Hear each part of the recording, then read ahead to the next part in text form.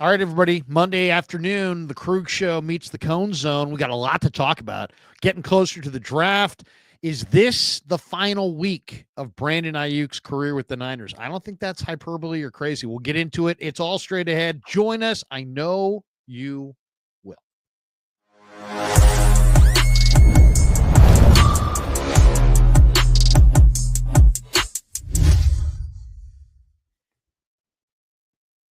All right, welcome to the Krug Show. We'll fire up the music. We always do. I was waiting for the guitar lick. I was like, where to go? Where to go? Exactly. There it is.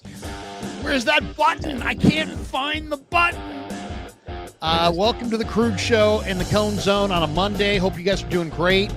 I said, I know you will. It's kind of cocky. I don't know you will. I hope you would join us. Thanks for joining us. Thank you to our sponsors, Pig and a Pickle, the best barbecue in Northern California. It is the only restaurant that Grant Cohn has not done a video at this month. I've seen a lot of the food videos, but you got to check out Pig and a Pickle. I got to, because rumor has it that Jed's taking Parag there next month. Really? Yeah, maybe. Yeah, that would be big. Emory, maybe will they go to the one in Emeryville, or will they sit at the bar at the one in Marin County? I love the public market. I grew up going to the public market. I gotta go. Market is very cool. It is very cool. Yeah. And then especially if you're like a Warrior fan, they put up the game on the big screen, and you got all those different people eating different foods, and it's very cool. And the Emeryville vibe down there is very, very cool. So check it out. Pig it up, Pickle. Say hi to Damon and Mary. Tell them that Krug sent you. I get pictures of people buying barbecue on my phone every day. Hey, Krug, I'm having a brisket. So anyway, thank you for supporting the Krug Show, and most importantly, Pig and a Pickle. All right, Brandon Aiyuk. Let's get right into it, because this is like they got a huge bonus coming up for Aiyuk. It's April 1st. It's now the 24th. I think there's reason to believe that the 49ers really, really, really want that $110 million that they can get back of Jed's money, even if it sets them back a little bit. This year, it seemed like they're in that mode. I think Aiyuk's gone, but he's not gone for nothing.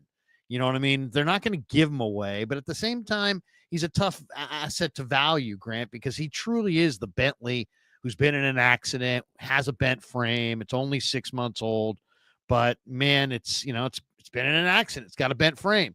He bought it for $250. He wants to sell it for the Niners want to sell it for $150. What the guy comes down the street, says, give it to me for $20,000. They say, no way. Now we got the negotiation. And I think you're going to see Aiyuk go. And my guess, it's going to be for not a great package of day 3 picks, but maybe I'll be surprised, because I'm hearing the Browns, the Patriots. I'm hearing 2nd round, 3rd round, 4th round. That would be intriguing. I think I don't know if that's going to happen, but what do you think? Is Aiyuk going to be dealt or not? Well, I think they want to trade him clearly before April 1. That's when they would have to give him $22.855 million in an option bonus. I don't think they want to give him that check. So what's nice about Aiyuk is that they had trade discussions with teams about him last year. So they know who's interested. They can call these teams again, the Browns, the Pats, maybe the Chargers, and say, look, you were willing to trade X, a 2nd round pick, a 1st round pick last year. Would you be willing to trade a 3rd round pick this year? Would you be willing to trade because these teams were willing to trade for Aiyuk and give him an extension. Well, the extension has been signed. They may feel it's a bargain now, considering where what Jamar Chase just got. And so I don't know. I think the Browns would be interested, but would Aiyuk just flat out refuse to go there? It'd be hard. I mean, I don't think he'd go to play with Deshaun Watson. Maybe he'd be interested in playing with Shadur Sanders. The Browns would sort of have to explain their vision to Brandon Aiyuk. But one team I think is really interesting is the Chargers. They just seem to they always made sense for Aiyuk. Last year, they need a number 1 wide receiver. They have a quarterback who can really take advantage of a deep threat. And they have cap space. So that's the team I'm kind of looking at, the Chargers. Can the Niners get something done with them? That makes sense. It's just, I think that seems like the Chargers are earlier, have more better options available, because it just seems like they're earlier in Harbaugh's deal. I don't know. That's an interesting one. And they definitely have more cap room. The Browns seem like, I don't know. I mean, if you give the 40, well, first of all, what's the price tag? What's Brandon Aiyuk worth? We know. Well, real quick, I just saw a Bleacher Report article where they had the Chargers trading a third to the Niners for Brandon Aiyuk. I felt like that's a little optimistic for the 49ers. I would say so. To me, it was interesting that, Lynch kind of referenced getting younger when he was asked about, the rumors surrounding Aiyuk. He didn't just put him to bed. He almost was like, yeah, he's going to go in a few weeks and we're going to get younger. It seemed like in the name of draft picks, but in draft pick land, with his contract and his injury and the unknown of the whole thing, don't you think draft pick wise, it's not a second round, third round. To me, it's more like a day 3 deal. And the two teams that supposedly had interest was New England and Cleveland. New England's got 3 7th round picks. Cleveland's got 4 6th round picks. I think those are the picks. I mean, I'm hoping it's a 3rd round pick, but I don't know. I bet you it's the day 3 stuff. I just feel like if the Niners are desperate to move him and his contract before April 1 because of this option, and you're like basically begging a team to take on the contract and pay this option in 7 days, for a hurt then player, that really reduces his value big time. He might be worth more in 2 months or 4 months once you can see him running around, maybe play a preseason game or something. But now I think you could argue that the Niners might have to give up a draft pick to get someone to take on this contract before he can pass a physical. I mean, the Niners just need to get rid of this contract. If they're trying to like cobble together shekels to offer Brock Purdy. I mean, if that's the most important thing, they got to get rid of this contract. I gotta think that, on the verge of, you want to make Jed happy, say, hey, Jed, yeah, we're going to pay Brock $100 million. But hey, by the way, Jed, we also got out from underneath $100 million on the Aiyuk deal. And I think that might, you know what I mean? You didn't want to pay Aiyuk. Right. We got out of it. You paid 1 year of Aiyuk. We took on dead cap. No one cares about dead cap this year at all. So sorry about the Aiyuk thing, but it didn't cost you too much. And now you can pay Brock without worrying about it. I could see that happening. It seems like it'd be tough. If I were Brock Purdy, I'd be looking at this situation. And if Aiyuk gets that option bonus on April 1st, I'd be thinking, oof, that was my money. What's going on? I mean, and the other question with Aiyuk is, if you move him, now you've moved Debo and Aiyuk, and now you need a receiver. So it's kind of an interesting situation. New England, would you take Kendrick Bourne in part of the package coming back, or is he done? I'm sure Kyle would love him, but I think he's kind of done. Did you notice when Juszczyk was talking on Sirius XM radio the other day, he was talking about like why he's so optimistic about the team this year? He's like, well, we have a bunch of stars still, and he listed all the stars, and he listed Jawan Jennings. He did not list Brandon Aiyuk. I don't know. He went to Harvard. I think he's kind of intentional with the words he uses. Is that because Aiyuk is not a star anymore, or he's not going to be on the team? Yeah.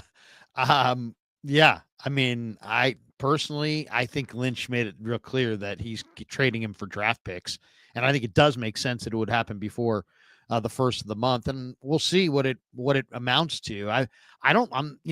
Here's the other thing too. It's like the 49ers, if you're going to rebuild this thing, you're not going to rebuild it all with rookies. So you may want some extra day 3 picks to flip around on day 3 of the draft for veterans, like,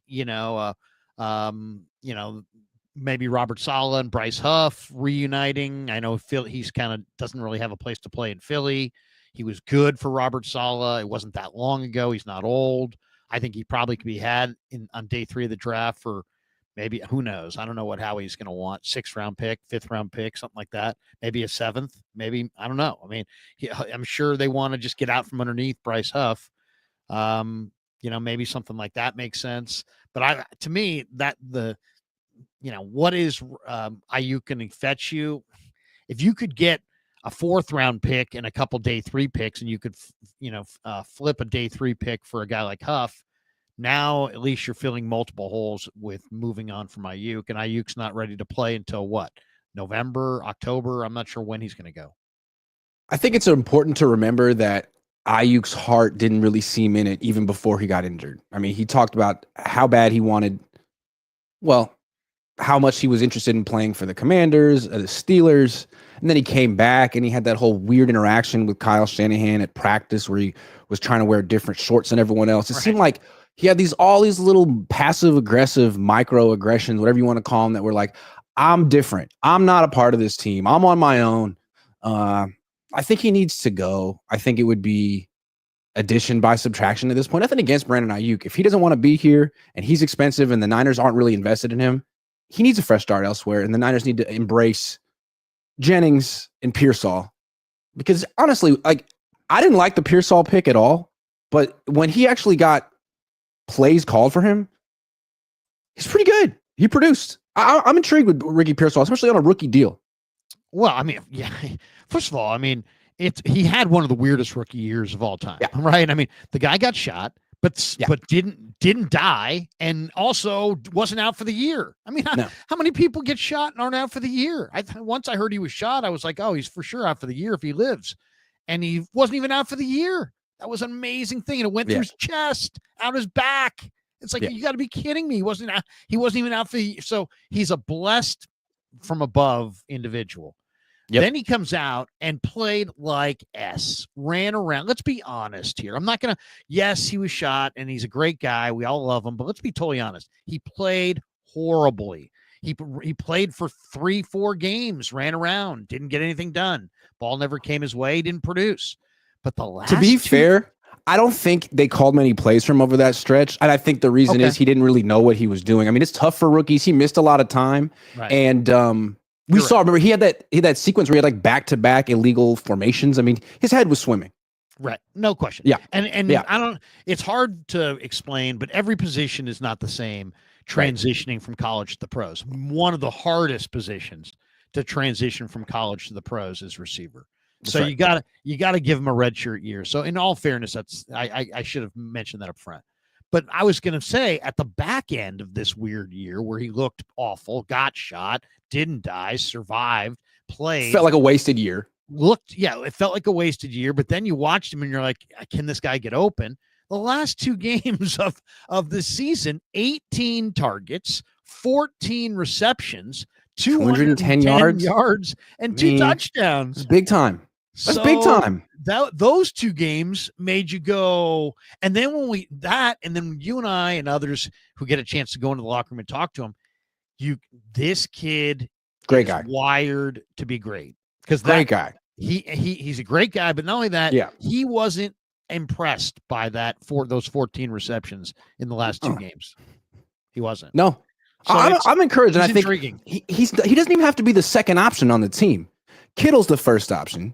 Jennings is the second option. Pearsall could be the third option. If McCaffrey's healthy, he's the third or fourth. Like, Pearsall doesn't have to do too much. And that's kind of where Aiyuk was when he was young. He could kill you. You could run the whole passing game through him. But as far as opponents were concerned, when they were looking at the Niners offense, he was like third or fourth of the people they had to shut down. And he benefited from that. I'm laughing at it because I just saw this super chat caught my eye. It just, sometimes a super chat will catch your eye. Joseph, for real, here's to the fresh shirt fund.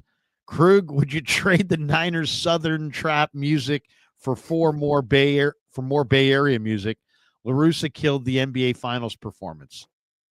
That's my thing with Kyle. Kyle likes to talk about how cool he is and how much rap he knows, but it's just a bunch of stuff that he's been playing since he was in Atlanta with the Falcons. I think he needs to update his playlist and get a little bit more Bay Area flavor in there. I think the Warriors do a real good job of tapping into that stuff. And the Niners, they bring in Pilo, which is good. I like that. But they could do so much better. The All-Star game, they had Too Short in the house. I like that. I think the Warriors did good with that. The NBA did good with that. Heated heavy 559 Grant and Krueger, my yin and yang, and Marks the Boss. We're the yin yang twins. Marks the Boss 3 member for 42 months. Awesome. Long time. Great to see. All right. So if on a scale of 1 to 10, you think Aiyuk gets traded? To me, it's like 100%. I don't think Lynch lies. I think I don't think he's the great poker player. I think he kind of told us they're going to move him, and they're going to move him for some package of players and picks. And I think they want to. It's the right. I don't know if they will. I think it's the right decision. I think they want to. I think they've decided it's the right move. I would agree with them. I'm a little skeptical that a team will come through in the next few days and be like, oh, we have to trade for him and write him in check on April 1, and we don't even really know where he's at in his recovery, we'll trade for him, but in May, in July, and in which case the Niners are like, but we just paid him $22 million. I'm curious. I mean, the Browns are stupid. They could come in and just give the Niners a third-round pick for Aiyuk and say, we feel confident this will work out. But it's a big leap of faith for a team to make. No question. But you know what? There seems to be a market, and God bless for everything we're hearing. Pats, Browns, God bless the Cleveland Browns if they're out there. God bless them, man. Because no one wants to go to that team willingly. They have to kind of bring people in. And sorry, Brandon. They know that. I mean, I don't know if you've read any of the Browns chatter, but the Browns people are like, hey, man, this is our opportunity to get him. Last year, he told us no. I mean, it's like they're just the jilted lover or something. They're just I think they're used to people saying no to Cleveland. Which is strange. It's not like it's the worst city of all the cities in America. I mean, it's got a nice gentrified downtown. They're going to have a new stadium eventually, the big fan base. I mean, you could do worse. Rock and Roll Hall of Fame. Yeah, it's right there. Bad owner, though. Yeah.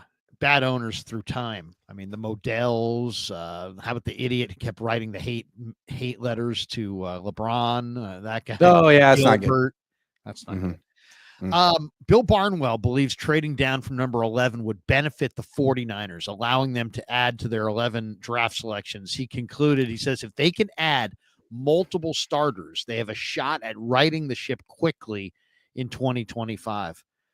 I kind of agree with him. I think Bill Barnwell is, oftentimes the smartest guy in the room. I don't know his background. I don't know much about him, but I love reading him break down the NFL, and the guy's right so damn much. And I think he's right on this too. I think this should be the plan. I mean, I could look at all kinds of different mocks and look at this guy and that guy at 11, but I think the plan when you're there in their spot, you got to pick as valuable as 11, and there's so many good players in the 20s that really are intriguing that could really help you.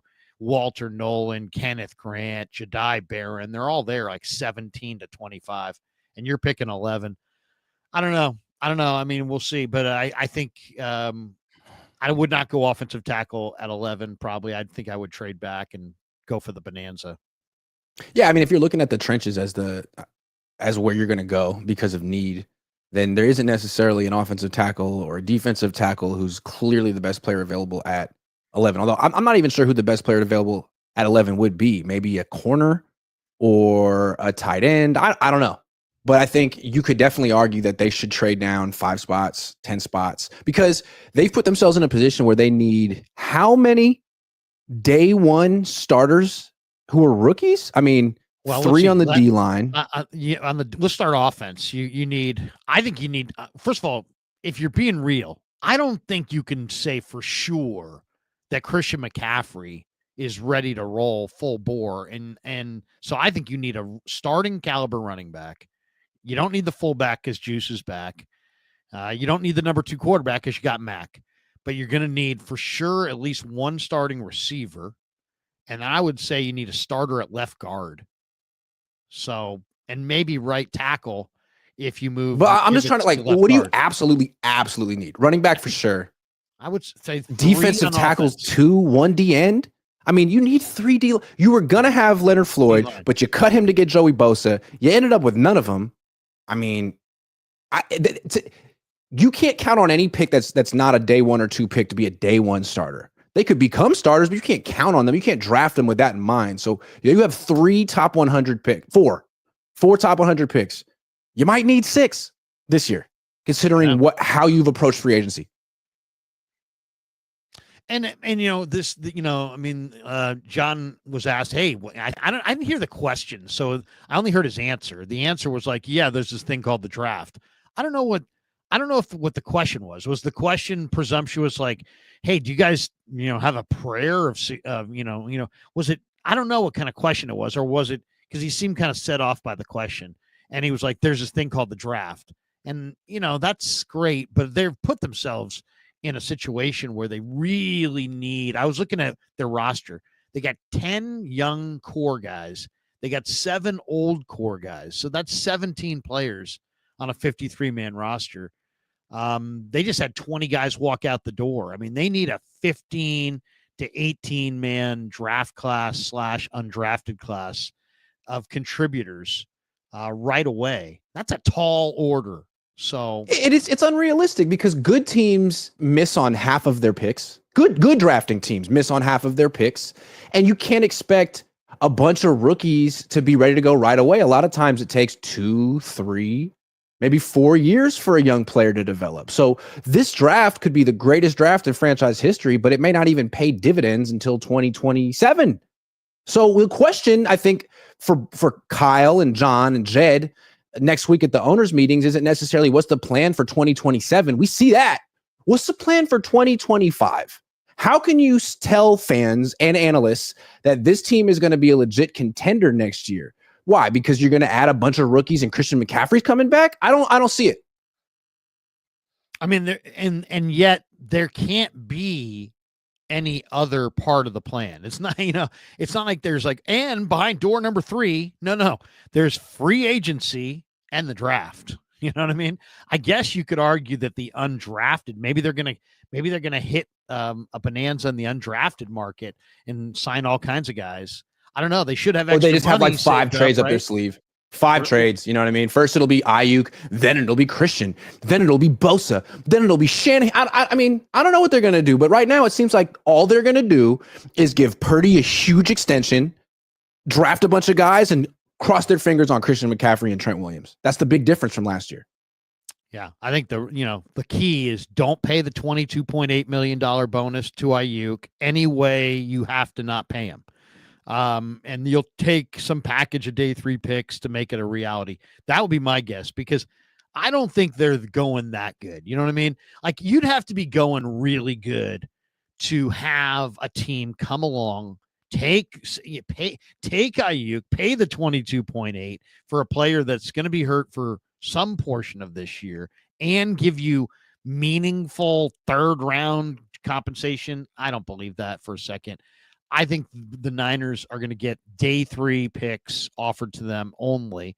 And I think when push comes to the shove, they're going to take those day 3 picks only and call it a good deal to get out from underneath that money. Because I think that's the real bugaboo, is they don't want that money. Let's get to the money outlay for Purdy. What do you see as the options? I mean, is this, because you just said it, you kind of showed your hand because they kind of showed their hand. They've been very, very adamant. Brock's their guy, and they're going to pay their guy, and they're going to pay their guy this offseason. I know they're involved in negotiations with Kyle Strongen. I do feel like Garofalo spoke from the NFL Network, spoke directly to Kyle's agent. Sounded like Brock's agent, Kyle Strongen, when he came out the other day and was like, he's going to get Prescott money. But if you're Brock's agent, the only thing to ask for is Prescott money. He's a free agent, and you start your negotiation there. The Niners, according to some reports, started their negotiation at $45 million.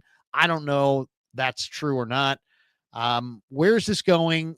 And in the midst of this, the Niners pulled the ultimate power play because they went and added Mac Jones, who made it sound like him and Brock are buddies. But if he's buddies, you wouldn't necessarily step in and undercut your buddy's contract situation by signing with his team. So they're probably not buddies. And really, Mac Jones would probably rather be the starter instead of Brock Purdy. So is he brought here to be the backup or the replacement? I mean, let's make some sense of what we know right now on the Purdy front. I think he was brought here to be the backup, but I think it's more complicated than that, because I think it's such a fluid situation with Purdy, and it's a negotiation, and you don't really know how it's going to end up, and it's a big power struggle. And I think what they're trying to show Purdy is, okay, if your starting bid is 60 and our starting bid is 45, and we're $15 million a year apart, instead of us just capitulating like we do every single year, let's bring in a quarterback on a 2-year deal and promote Mick Lombardi to quarterback coach just to make you sweat. Because it's possible that Mac Jones could have had a Brock Purdy career arc with the 49ers had he been drafted instead of Trey Lance. So I think it just puts a little bit of pressure on Brock, a little bit of a threat. Like, look, we're not going to really improve our offer that much. You can make whatever argument you want to make that you're worth whatever. but this is our offer. We'll negotiate a little bit. But if this drags on too long and you want more than what we think is fair, then we got Mac Jones. And if you want to hold out, then he's going to get a lot of reps with the starters. I don't think you want that. So I think that's a smart way to play it. It's not necessarily they're saying all the right things. We love Brock. We want him to be here. We're going to make him an offer, but it's going to be fair. And we don't know what they consider fair. Well, I mean, it's ultimately we're going to find out how much conviction do they have in their love of Brock. I mean, do they love this guy and they mean it, or do they not? And then the bottom line, I don't think they do. If they meant it, they'd offer him a 6-year deal. They'd offer him a 10-year deal. I think they keep saying Brock's a great guy. We love Brock. That's not the issue. We all know Brock's a great guy. Is he a great quarterback? And I think after last year, it's hard to say that he's definitively an elite quarterback. He had a down year. He had a great year before then. If he gets an extension this year, I think it's going to reflect that uncertainty. I think it will. I don't know. So how do you see it playing out? I mean, do you think it? Do you think it gets done? Do you think they play? I mean, the Niners are the extra wrinkle that we haven't mentioned here is that the Niners are like, hey, we're not the Niners anymore. We're the new and improved Niners. We're going to be ruthless with negotiations. They've stated their desire to be ruthless in negotiations on the eve of basically, the offseason of them trying to sign their quarterback. It doesn't sound like they're two sides that are going to come to a swift agreement. This seems like something like if you told me right now that he wasn't there for training camp, I wouldn't be shocked. Ooh, man, I think that would be a mistake on Brock's part, but I wouldn't be shocked either. I have a feeling that Brock's going to be the one that caves. I don't think the Niners are going to be the one. They've been caving like 6 years in a row. I think they're going to hold firm, and I think Brock will cave, and I think he'll sign something around 49. Maybe they'll call it 50 just to make him feel good, but right in there. I don't think it's going to be close to 60. I think the Niners don't want to. I think they don't want to be seen as caving, capitulating again. And I don't know that, you could talk about Tua, Trevor Lawrence, all these guys. Forget Trevor Lawrence. He got paid based off of hype, but everyone else got paid based off of a really good year going into their negotiation. Dak, Tua, Brock didn't have that year. And I think he's going to, face consequences for that at the negotiating table. So he can come back and play out his deal. What's that? He didn't have that year going into this. Nah, he didn't. And I think that's going to hurt him. To a Super Bowl. He did. And if he had been eligible for an extension after 2023, he would have hit the freaking jackpot. I mean, look what Jordan Love did with like half a season of playing well. But then he came back in 2024 and you saw him without a few pieces. And the question is like, well, is that what he's going to look like going forward? Because if he's making 20% of the cap, then he's going to be missing a few pieces. All these questions popped up that weren't there a year ago. And I don't think it's just with us. I think it's probably with Denise and John York as well. I wonder if their opinions changed at all. I mean, we haven't talked to them. And we're going to talk to Jed in a week. It'll be interesting to see what because last year at the owners' meetings, he was all in with Brock. I wonder if his tune has changed. It'll be and if I was Brock, if his tune has changed, that would really turn me off. Why? Because, I mean, in a year where I'm down 40 touchdowns from my guys, I mean, I'm without CMC, I'm without Debo's, not the same Debo, Aiyuk's gone, and I have no defense or special teams. I was playing some pretty good football early. He did throw a bunch of turnovers late, interceptions that definitely cost them games. There's no question about it. But I'd be frustrated. You said ruthless. Ruthless is the word of the offseason. It's Parag Marate time. He's not going to give Brock any breaks. He won't. No, I mean they've set themselves up to, hey, we'll go with Mac Jones. Mac Jones is an NFL starter. If they were going with a backup, they would be a backup, but they signed a starter. I mean, you might not think he's a great starter, but he's a starter. But I mean, they had success with Darnold. They turned Darnold's career around. They can feel like, well, we could do it with Mac Jones. He fits the system. Kyle likes him. Kyle's bought in. Brock, we love you, man. But that love is contingent on you being here and playing for, a rate that we consider fair. And I think if they offer 45, 49, I'd have to consider, me personally, I would consider that more than fair. And I know Brock can always say, well, what about Tua and what about this guy? Well, I mean, it's fair for the Niners to say, we don't want to be the Cowboys. We don't want to be the Dolphins. We don't want to be the Jaguars. We have more leverage. We have more options and we're going to use it. I would respect that. We're going to find out exactly, how the Niners want this thing to go too. Because do they want to play super hard ball with the hardest working guy on their team and with the guy they want to kind of be the leader? Usually, yeah, you don't take care of everybody, but usually you take care of your quarterback. But they could argue offering $49 million a year is taking care of him. Yeah, but not really. Not when he's been to the Super Bowl and Tua Tagovailoa is making more money. I'm going to play Parag Marate right now. Jimmy Garoppolo went to the Super Bowl with this team. Like just saying that isn't going to change our stance very much right now, because again, last year was disastrous. You had an opportunity against the Rams in December to put it all behind you and score 13 points and put us in the playoffs, and you couldn't do it. In fact, you threw the ball into triple coverage against in the end zone to Juwan Jennings. That was you. So no. I would say back to Parag, you are high, because there's no chance that Jimmy Garoppolo's defense looks anything like the defense that I have backing me up right now. So it's not a Super Bowl team. It's not a Super Bowl team that anybody can slide into and win with.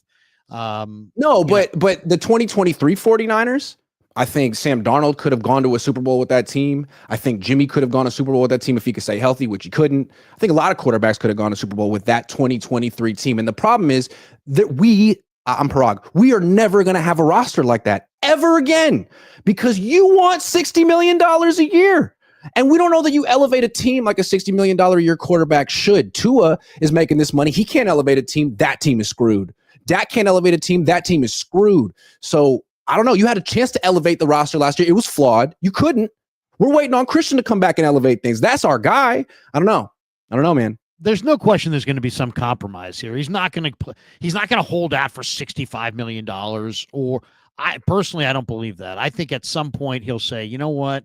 I could play for 5.2 behind this line with these receivers this year and get crushed, and that's it. I'm going to make the best deal I can make. My guess is he gets roughly $150 million guaranteed, and it's, largely guaranteed 3-year deal.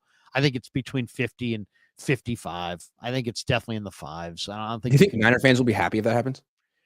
Well, I talked to a lot of them, and you do too. I know there'll be some that will be happy that it's done and that, they can go about building the team around him. I think there'll be a lot of people that will feel like it's a sentence to never winning. Ever. Purgatory. Yeah. Purgatory. Or to just never winning with this quarterback. We'll find out, because it's a whole lot more difficult to win when your quarterback's making $55 million than it is when he's making $900,000.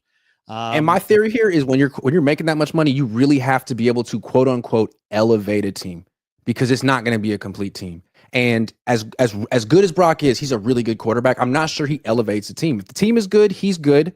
He can handle it. I kind of would push back and say I think he already has.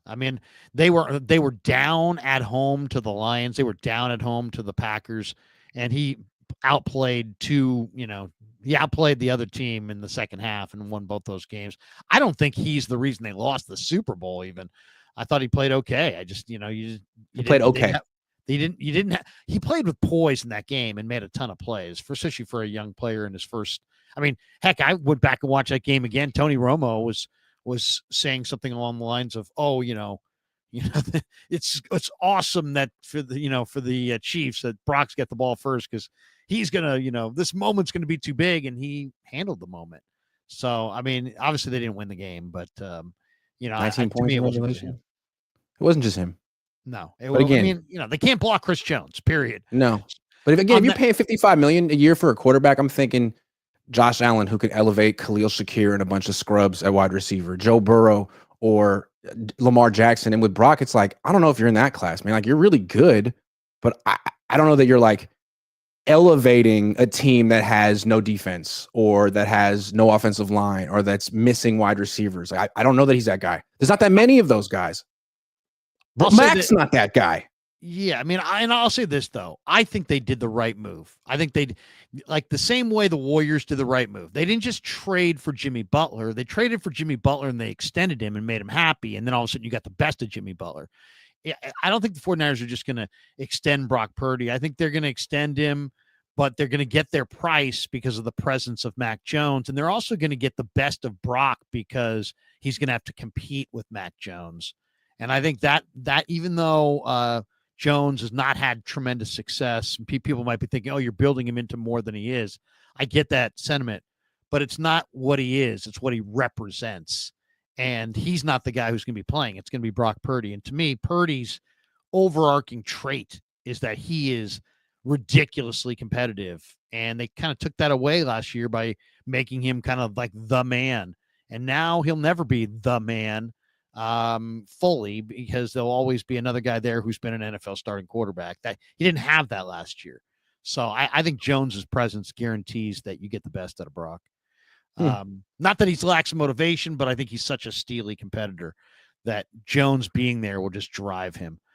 And having competition is good for everyone. No question. Yeah. But in this contract situation, I have no confidence that it's going to get done in a timely manner, or that there won't be all kinds of wrinkles. I'm hoping that it's smooth, and I hope they get, and I think you're right. I mean, you don't, if you're Brock Purdy, the booby prize is to set a contract with record-setting money. That's the booby prize, because it's a cap sport, and it's a hard cap sport, and you want to take a little bit less so that you can surround yourself with a little bit more, because you've proved this year that you need to be surrounded with a little bit more, don't you? So that's that. I think I just like John Lynch's attitude right now. It's like, yeah, man, we love Brock, we want Brock, but there's no guarantee. What he's basically saying is, ball's in his court. If he wants to take our offer, we love him, man. But if he wants to play hardball with us after the season he's coming off, well, we have Mac Jones on a 2-year deal. So let's see what you want to do, Brock. I kind of like it, man. It's about time the Niners get a little tougher in these negotiations, because they've just caved about 6 or 7 times in a row. It sets a bad precedent, and they're really going to have to pay through the nose on the quarterback front if they don't take a stand. Here's the thing. Nobody ever wins in the NFL when your quarterback holds out, period.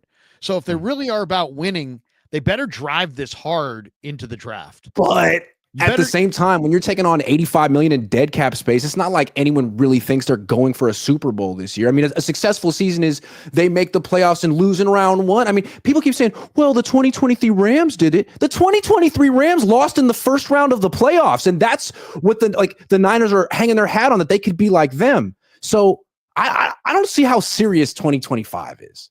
The only thing I'd say about this is that I think if you looked at that Ram team and this Niner team, I think this Niner team has better talent than that Ram team. This Niner team has 17 players that we'd consider core players, I think. I mean, but that Ram team had a better quarterback and a better coach, if I can say so.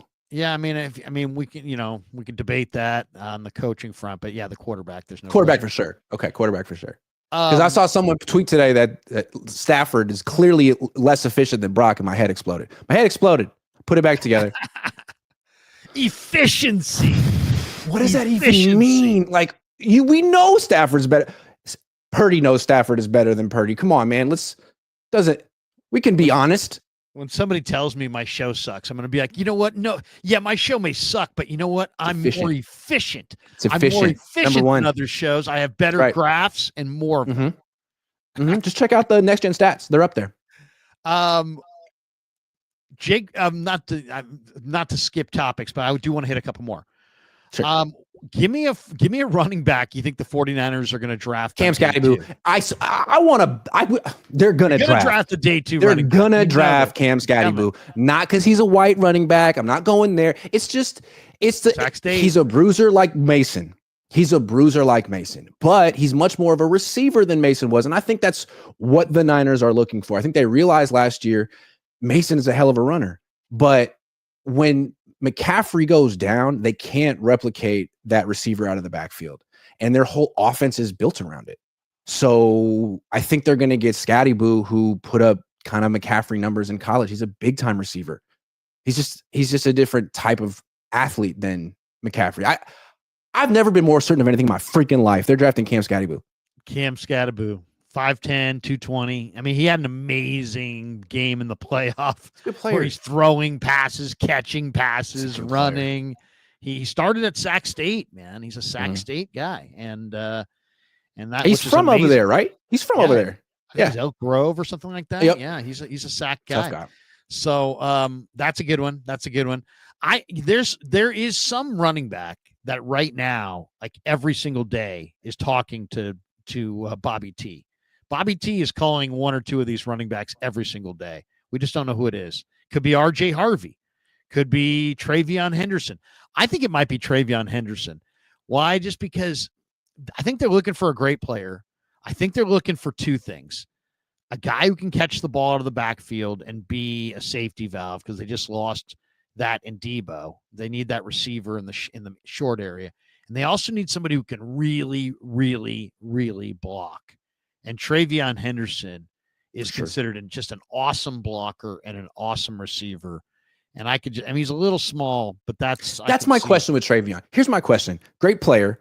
Sort of like in a Jahmyr Gibbs role, kind of like a guy who takes maybe 10 to 15 carries, but is super explosive. Okay. But the Niners don't really use a running back by committee. It's Christian McCaffrey until the wheels fall off. So if McCaffrey goes down, maybe they'll change that. But if that's how it's been since he's been here. If McCaffrey goes down, I think they're going to need someone who can like carry the load, because Garendo's never been that guy, even in college or high school. And Travion Henderson has always been sort of in a timeshare with Judkins. And I wonder if they'll look for someone who's like proven that they can take a big workload over a full season. Another reason I think they'll go to Cam Scotty Boo.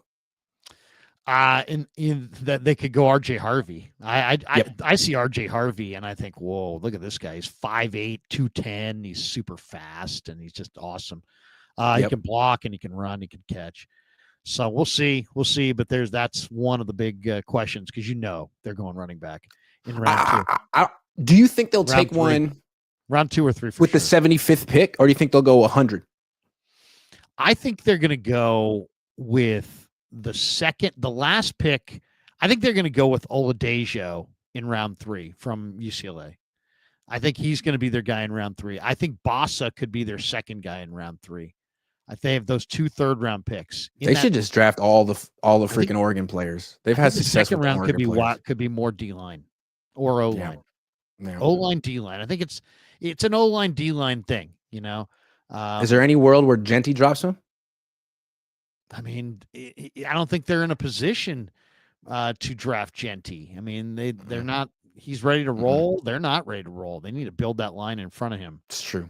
So, but I mean, he's special for sure. I think what could be a great play here to fleece Dallas, because Dallas they want Genty, or they want Hampton. They want a running back, and they're picking one pick behind you. So you just every time you talk to them, you just play up Genty. People are calling on Genty, and then just fleece them out of a day 2 or day 3 pick by just not taking Genty. You know what I mean?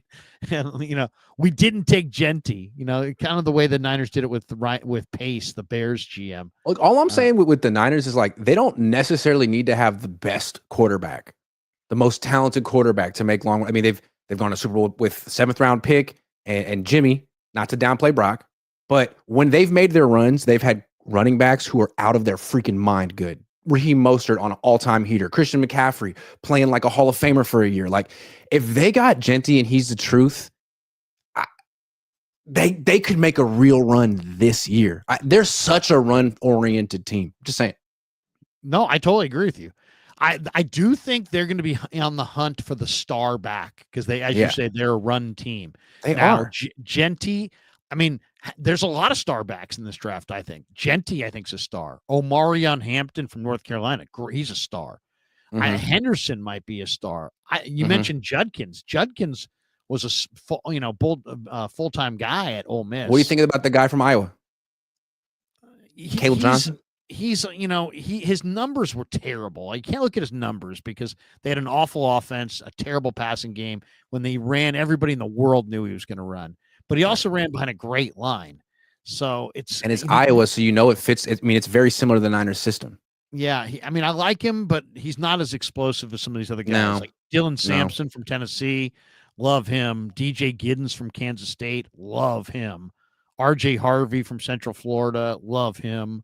I mean, there's a bunch of guys. Brashard I like Smith. Caleb Johnson because he does seem like he has some receiving talent. Like he can pluck the ball away from his frame, and it seems like he's a really good one-cut runner. He's got the vision. I just think he's a good fit. But I know he ran like about a 4.57. He's not super explosive, but decisive. Yeah. I mean, the beautiful part about this year's running back class, and there's so many good ones. There's so many good ones. There's going to be guys all over this draft that are going to be good running backs in the NFL. And as long as Kyle just lets Bobby Turner do it, like it's Bobby's department. Let him make the pick, Kyle. You're the guy who wanted Ty Davis Price and Trey Sermon. Let him make the pick, Kyle. That's the reason you may not have him on your freaking roster, on your coaching staff that much longer. He's like 77 years old. Let him do his thing. Seriously, I trust him. He's like Ray Rhodes was to defensive backs, coming out when Rhodes was with the Niners. He had a great eye for it. Just go with his guys. All right. You mentioned that you don't think it's going to be a great year. It would take, let's just say this. I don't think that's being negative, by the way. If unless you believe that the 49ers are on the verge, and you know me, I'm a dreamer, of an all-time draft, like one of the greatest drafts in the history of drafting. 1986. Even better than that. They're gonna need that times 2 almost. Yeah. They're gonna need like 12 starters out of this thing. Yeah, and like 6 day one starters. Yeah, all kinds of guys. But they have a bunch of picks, and it is a very deep draft. Why? I saw a Todd McShay pod on this a couple weeks ago. He says that this year and next year are stacked drafts because of COVID and NIL. The NIL, he says, has created the logjam, and that these next 2 drafts are going to be really, really fat, 25 and 26. So, we'll see. I mean, we'll see what maybe is a great draft to have a bunch of picks in. But let's just say they do go super young and they have a great draft, but it's still not good enough. And as you said, it's, they're either not in it or barely in it. Do they trade a veteran at the trade deadline? And if so, which one? That's so interesting. To me, they should be considering trading Christian McCaffrey, because running backs fall apart quickly, and he may have fallen apart already. So if he's having a good year, but they're not competitive, like, why don't you get something for Christian McCaffrey before he turns 30? Because, running backs turn into pumpkins pretty quickly, to use my Cinderella terminology here. Him, Bosa, I mean, he's getting $34 million a year to have put up Leonard Floyd numbers. Sorry. Those two. And then George. I love George Kittle, all-time great player. But this whole thing, like, so-and-so deserves to retire a 49er, I don't understand that concept. Joe Montana didn't retire a 49er. Jerry Rice, Ronnie Lott, Tom Rathman. It's a business, man. It's not a freaking family. So if they can get something really good for a 32-year-old tight end, you got to consider it. I think it's CMC is the guy that they would, one, because I think that it's reasonable to think that he could be good, and they could still be a ways away. And he's a running back. There's only so much tread on the tires, and people see how great he is, and he gets off to a hot start, but they don't get off to a hot start. And they drew draft a Quinshon Judkins or RJ Harvey, and these guys look really, really good. But you also have, CMC, because this might be the kind of draft where you draft a couple running backs. So I could see CMC. Now, I don't know where he would go. It was kind of hard. But if you really do give Purdy the extension, then eventually you got to move on from the older core that's 31, 32, because your new core is Brock, 25, Lenore, and people that age. No question. And you know what? The true answer to this question is probably going to be whoever's willing to take the hometown discount is probably going to stick.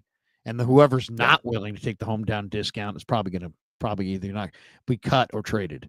Why did the Niners keep Armstead over Buckner? Because Armstead was cheaper. Right. Armstead. And they had reasonable and they also was Armstead and Ward, but they also had reason to believe that Armstead would in future contracts want to cut him a deal because he was from Sacramento and he had local ties and blah, blah, blah.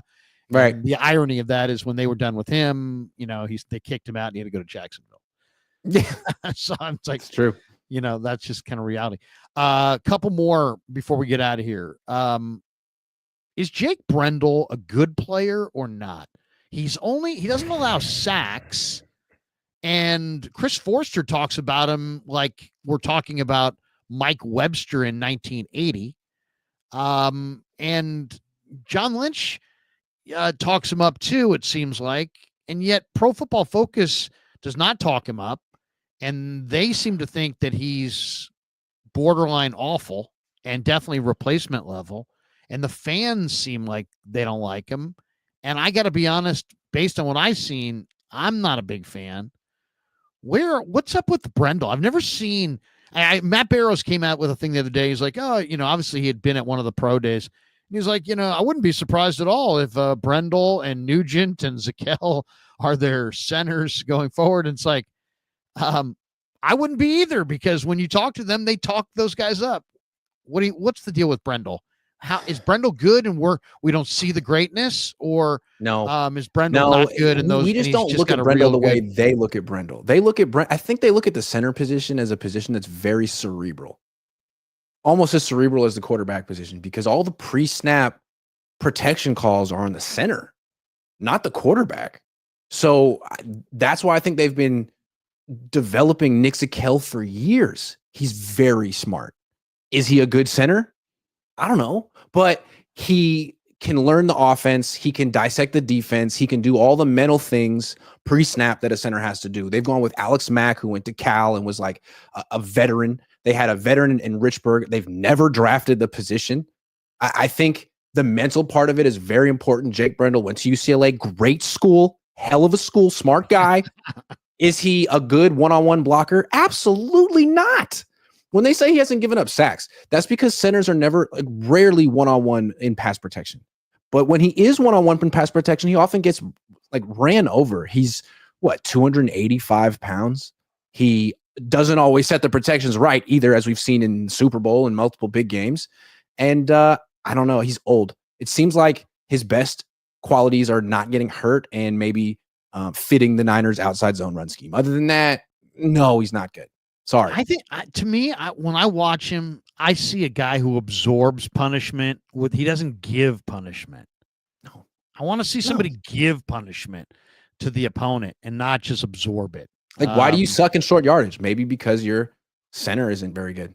Well, they told us. I mean, I hate to say it. In some ways, when they re-signed Juszczyk, they kind of threw Brendel under the bus, because who else could it be? You cannot run in short yardage, and you have Christian McCaffrey, and you have Dom Pooney, your hand-picked right guard. So if you can't run, it's either the fullback or the center, and you just re-sign the fullback, so it's got to be the center. Am I missing something? And he's going to be 33 next year, and he's not good. So I think it's time to start thinking about life after him. But again, they've never drafted, unless you consider Nick Zakel center, they've never drafted the position. Signed through 2026. Damn. Best free agent signing by the Niners thus far this offseason. To me, it's Mac Jones. I loved that signing. I thought it was shrewd. They could have signed any backup quarterback. They could have went and got Jameis Winston or Joe Flacco, but they got a guy who's still young, who was a first-round pick, who's a national champion, who has a whole lot in common with Brock and Jimmy Garoppolo, clearly fits the system. You got him for 2 years instead of 1. I think they learned their lesson with Sam Darnold. Would have been nice to have Darnold for 2 years.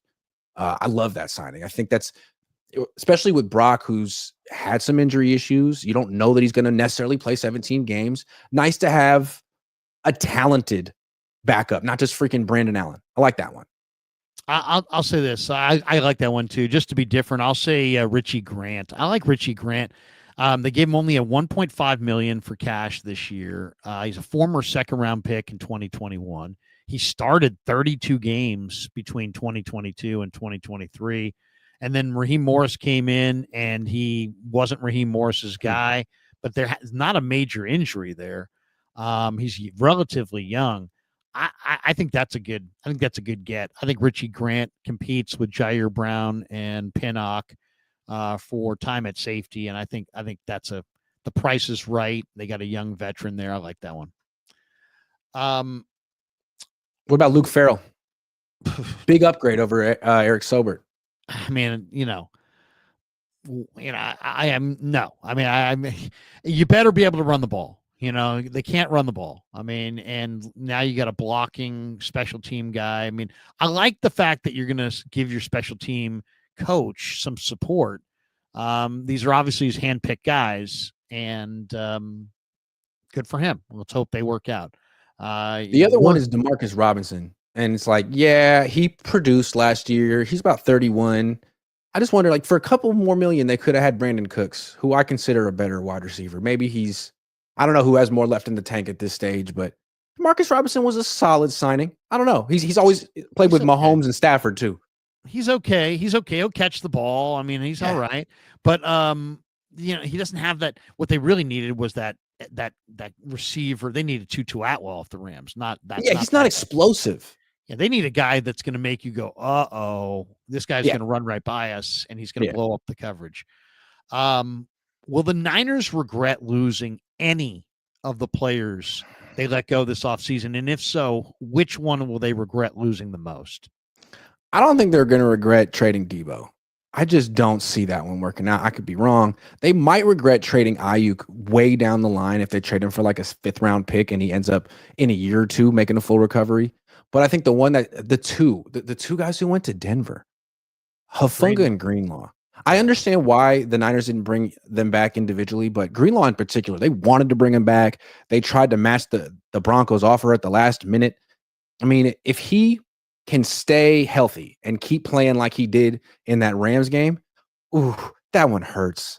Because he really looked like he was the MVP of the defense in that game. It seemed like he's exactly what they've been missing all year. Because as great as Warner and Bosa are, it seems like they need Greenlaw or someone like him to make the whole thing work. I don't know. Well, I'll just say this. Greenlaw has got that, he's one of those guys that loves the violence of football, and he's a tone-setting player. He's a leader. The guys all admired him. And just, it's okay to let a guy like that out of the room if you can identify the young guy who has those traits in the draft. And there are some guys in this draft that are like a Dre Greenlaw, and go get them. Go get Jalen Walker, Jihad Campbell. Like in round one, you could get a guy. There's a guy named Eugene Asante from Auburn who's probably going to go in the 4th round. He might go in the 5th round. And he's a little bit smaller than Dre, but he's everything that Dre is as far as like he's violent and he's fast and he's a hitter and he'll just keep hitting and hitting and hitting and hitting. He's just an amazing linebacker, Eugene Asante. But yeah, I think it's Greenlaw. What do you think of Jeffrey Bossa, Oregon Duck? Not that great. I mean, he's fat. He's a great. I mean, he's an incredible athlete. He's a former safety, and he's a great coverage player. He's a really good coverage player, but he's not the striker that Greenlaw is. I mean, Greenlaw is the kind of guy that hits you, and you've been hit. Let me ask you this: Aziz was the same thing as Greenlaw. What do you think of Winters? I love him. I think he flies around, makes plays, but he's just also not a hitter, big hitter. He's more he'll fall off tackles. But he's part of the solution for sure. I mean, he's a good player. Yeah, he's fast. He's fast. He's instinctive. There's no hesitation. But he's small. He gets engulfed sometimes. Yeah. So he overruns plays. He's more. It's just too bad that they didn't give all of Devondre Campbell's reps to Winters last year. He could use those. Oh, I know. I mean, that was the most ridiculous. I mean, I was begging for that. I mean, I literally in press conferences. I'm literally begging. I got to give you so much credit for that. You were like, Nick Campbell do that Winters doesn't do. Come on, Nick. And he was like, I don't know what to tell you, man. I mean, Devondre's a veteran. We were like, we know. He's a quality veteran. He told us he was a quality veteran like 3 days before the guy went AWOL. You tried to help him, man. I mean, it was so obvious too that the guy that Campbell was not being able to handle the twilight of his career. No. He just couldn't handle it. He couldn't handle it. So, I mean, it's some guys, there are personality types. They just can't handle being anything but just on top. And when you're not on top, it's like, it's time to go. And that was him altogether. Okay. There's a bunch of NorCal guys in this draft. Stanford's got Alec Ayamor, who's a receiver who a lot of people think is a Debo type replacement. He's a big, fast, raw player with terrible ball skills and a messed up knee, but he is big, strong, fast. And Lynch Messed was up knee? talking to him. I like that. He blew out the PCL, MCL, Oof. ACL, and the meniscus. I mean, he blew the whole thing out. But you've got I'll pass. Alec Ayamanor, No big offense, fast but I'll receiver, pass. but terrible. Maybe ball as an undrafted free agent, but no. Ooh. Then you have Noel Williams from Cal, who probably has better ball skills than Alec Ayamanor. Noel Williams caught more interceptions than, Alec Ayamanor probably caught touchdowns. I mean, it was almost amazing. And then there's Teddy Buchanan, who I'm a little partial to because he is a St. Ignatius Wildcat. He went to SI. He's an SI guy. Go Cats, get him Cats, go get him Cats. And he's damn good, Teddy Buchanan. Then there's Nick Nash from Is he a linebacker? State. Teddy Buchanan's a linebacker. Nick Nash is a receiver. Okay. And then there's the guy I had on my YouTube channel a couple weeks ago, Jackson Slater from Sac State. I'm calling that the Bay Area. So what do you think? If you can have Teddy Buchanan, NorCal Teddy Buchanan guy, all the way, man. Teddy Buchanan, YE, right? Not EY. Teddy YE. Right. Ted with 2 D's, YE Buchanan. I always felt that like SI was kind of the sister school of O'Dowd, or O'Dowd was the sister school of it's so funny SI. that I thought of you the other day because my son, who plays for Northgate High School, was playing a game against De La Salle Saturday. So I'm at De La Salle watching. Is that always a blowout when you play De La Salle? That's when I was a kid. If you play De La Salle, it's like, we're losing. Northgate beat De La Salle. Hey. Now, granted, I think this De La Salle's maybe second team. I think they got another team. But it was like 8-7 or whatever. We won the game. But the team coming on to play another De La Salle team as soon as we were over O'Dowd. And they got the uniforms with the big, just says O'Dowd across the front. We always have really nice gear. Yeah. O'Dowd's a good school, man. That's a good school for sure. That's a good school. Last one. Tariq Owens went there. And the Niners have talked him up. If he's the answer at wide receiver, I'm going to be very disappointed. But he could be part of the answer. I mean, he's pretty big and strong and fast. Yeah. All right, last one. The big question this offseason that is hard to decipher, and you're never going to get an answer. So we might as well just throw it out there recklessly on a live stream like this. Do you believe that the power quad of Jed Parag, who, by the way, were pictured out at a restaurant the other night, no John and Kyle, but Jed and Parag and others, Jed, Parag, John, and Kyle, do you believe they're all on the same page? Are they on 4 different pages? Are they on 3 different pages? Or are they on 2 different pages? I think my best guess is that Jed and Parag makes sense, right? John and Kyle, that makes sense. One page. I think Jed and Parag are on the same page. I think Jed and Parag, and we saw it at dinner the other night. They're socializing together. We used to see that kind of stuff with Kyle and John and Jed. The 3 of them would have dinners at Jed's house or Kyle's house and post and like drunk tweet about it. I mean, they used to do that stuff. They don't see that anymore. This year it's about Parag, and I think they're on the same page in the sense that this is a revenue stream, just like Leeds United, just like Rangers FC. And you can't overinvest in one. They all need to be viable. And right now, the Niners are producing the most money, but they're also costing them the most money. And I think he has a plan that the Yorks have bought into. The plan involves challenging John and Kyle right now. And I think the plan is really clear. Like, we don't need to spend $334 million. We spend a lot of money on this general manager and this coach. So if John's really good, we'll give him 11 draft picks. Who knows? We might give him 12 or 13 if we trade down. He needs to nail this. And then Kyle, if he's really worth the 14, 15 million we pay him a year, then he can handle all these rookies. And he has more than enough talent because he still has Kyle Juszczyk. And he should be able to win 10 games the way Sean McVay did with the Rams in 20. I think it's a test of both of them. So I don't know if they're on the hot seat, but when you say, are they on the same page? I don't think John and Kyle want to cut spending. I don't think John and Kyle want to be put under this kind of a test, but I think that's the situation they're in. It's probably the right thing to do. I think they could be on the same page because, but it's just a matter of, it's one thing to compare yourself to the Rams after the Rams tore it down and built it back up. But guess what? There's probably, if we searched, a couple of teams that tore it down and couldn't build it back up, didn't build it back up, and didn't get back to the playoffs as fast, and it was quite painful. And we'll see. There's no, the easiest part of the kitchen remodel is the big sledgehammer on day one. The hardest part is actually building up the new kitchen and putting it all together the right way. I could just see the owners being like, look, I mean, if Lynch is who we think he is, if Kyle is who we think he is, they don't need $334 million spent on their roster to be successful. They can do it with $250 million and 11 rookies. I want to see him do it. I think that's a fair challenge. Well, let's just say it this way. We know who's going to get blamed if they lose. It's going to be Kyle and John. And we know if they have a successful year this year, that will mean they would have a whale of a draft. And who's going to get the credit? Kyle and John. So, absolutely. It's their stand to win. Everything's the ball's in their court. Yeah, ball's in their court. If they hit on this draft and they're the big conquering heroes, they won't just be celebrated here. Rich Eisen will be celebrating them. Everybody will be celebrating them coast to coast. I'll say this: they've done an effective job of lowering the expectations, and now it's a matter of, well, are they lowered because the team's awful?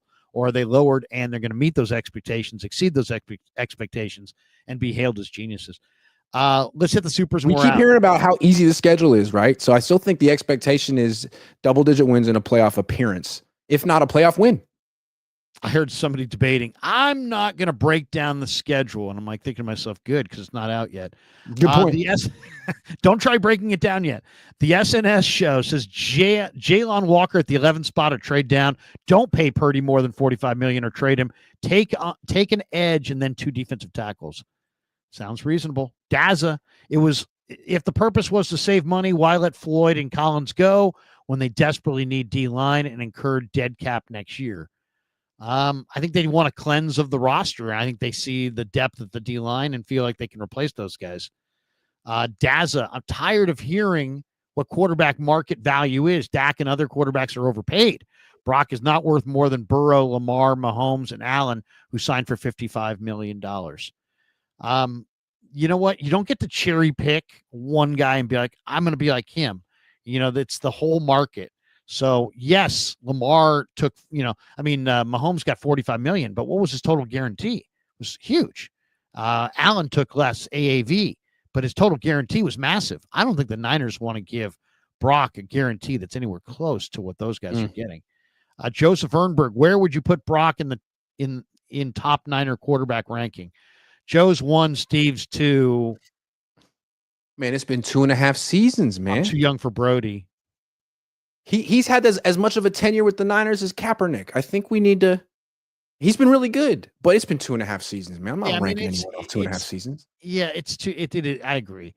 You gotta have a little bit more staying power than that. Yeah, a little bit more staying power than that. Yeah. Because then if somebody has a great 2-year run in the future and then it was just horrible, we're going to put them at the top. I mean, Old Fogey says Brock's decent, but have you ever seen a starting NFL quarterback with a weaker arm? Especially in the rain. He struggles in the rain. Daza. That's true. Daniels, as a rookie, took a previously awful Commanders team with Scary Terry and an old tight end to the NFC Championship. Brock couldn't even take the team to the playoffs. I'll say this. I mean, he didn't play defense. He's not on special teams. They weren't very good in either spot. John Paul Campos, is there any chance we can get Trey Hendrickson? Yeah, I think Trey Hendrickson's totally gettable. If you want to trade for him, you're probably gonna have to give a 3rd-round pick, and then you're gonna have to pay him a pretty good sum. There you go. If you want to spend money, yeah, but it's gonna cost you both the pick and so. That's I don't think the Niners want to spend money, but I'm happy to be wrong. Yeah, no, there's nothing that they've shown in this offseason that says that Trey Hendrickson's on their dance card. Niner Cali boy, why we overlooking IG? Garendo. Oh, he's great. But again, he was never a starter in college, never had a big workload, had 84 carries, left the field on a cart to end the season. I mean, he hasn't shown that he's a durable bell cow running back, and the Niners don't rotate running backs. So they're going to need someone who can. Even Jordan Mason never proved that he could carry the load like that, even in college. They need someone who can do that. It's a great comment. Why? Because they threw him 16 balls last year. He caught 15. That's incredible. That's a high. He's a good receiver. He's a really good receiver. And he's going to be, if they're good this year, he's going to carve out a role that is a Debo. He's going to have some kind of a role. The wheel route to him is murder because he runs that 4.3, dude. It's just nice. And he was a wide receiver in high school. Oh. Right. So he's got so much talent there. He's got to hold on to the football and stay healthy. Stay healthy. All day, every day, Kim. BA gets traded. Should Kyle get fired? One of many. Let him coach the year. They brought him back for this year. Let him see what he does this year. If he goes 6-11 with this schedule, let's see what we'll talk. All day, every day, Kim. Kyle's new nickname should be 9 Lives. This is his 9th season. I mean, yeah. You don't get forever. You don't get forever. If you ask Andy Reid, he did a good job in Philly. They had a lot of success. He didn't get forever. That's right. Tony B says Genty at 11. And I don't know if the Niners necessarily would have the guts to fire Kyle. That'd be pretty rich. Like even the Eagles didn't fire Andy Reid. They just let his contract expire. With the Niners, they used to give Kyle Shanahan an extension every 2 years. I don't think he's getting an extension this year. And if he doesn't have a good year this upcoming year, I could see them just kind of letting it play out. I could see them angling for McVay at some point, just because he's got the ties. True. But it's hard to really, it's hard. Other than that, I can't really picture them moving on from Kyle. Gabriel Suarez said, CMC's value right now is too low. I would gamble and let him play to regain some value and trade him mid-season. Yeah, I mean, that's what we're talking about. We're talking about trading him in deadline. October. Jeb says, any homework done on Tua CV Nomura, sleeper. I did look him up. He's an undersized guy. There's not a lot of film out there. That I saw. There wasn't like a highlight reel. But you know what? I'll do a deeper dive after the show because that's a good one. That's a good name. He's a linebacker, and I like hyperactive linebackers. They're always fun to watch. All right, that does it. Grant, what do you got cooking on the Cohn Zone the rest of the day? Are you done for the day? I'm done. Are you going primetime Krug show? No. Well, actually, on Mondays, this is it, and then I go KMBR Niners Nightly on KMBR just from 6 to 6:30 because we got Giants baseball there. It's Giants Tigers at Oracle, so that's only a half hour tonight, and then that's it. I'm just gonna sit it out. I like it. I'll be doing Cohn Zone with my dad tomorrow afternoon, trying to bring that more into the primetime slot in the off season. Thinking about it. Because I've been looking at my analytics on YouTube. It seems like most people are on in the afternoon more than the morning. I just noticed that. So I'm thinking maybe it's time to go prime time. Yeah, seriously. I mean, and what is prime time on YouTube? Is it 3, 4? Are we in prime time right now? You asked me today, do you want to do 3 or 4? I might be 4. 4, 7 Eastern. Yeah, something like that. Yeah. Thanks to Pig and a Pickle. Thanks to all of you. Appreciate it. Always love doing the stream with Grant. Grant, have a great rest of your day. And when I seem like I'm vamping like this, it's usually because I am vamping looking for the escape hatch that you got to press a button to get out. You don't just get out. It's not like you can't just say goodbye. You have to hit the button, and it's right. Yeah, never met a man I've been scared of. Careful, you gon' get exactly